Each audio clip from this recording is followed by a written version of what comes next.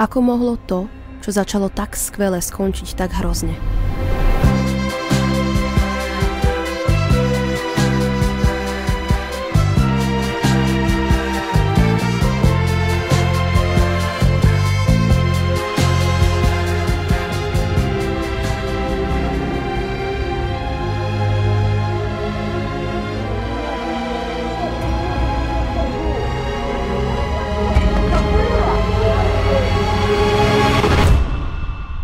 Nikto ani netuší, aké násilie si musela vydržať a možno stále zažívaš deň za dňom dlhé roky. Bez ohľadu na to, čo kto hovorí, nezaslúžiš si, aby sa k tebe takto niekto správal. Veď existuje niekto, kto si ťa váži ako takú, aká skutočne si. Váži si ťa, pretože ťa miluje a chce uzdraviť tvoje zlomené srdce.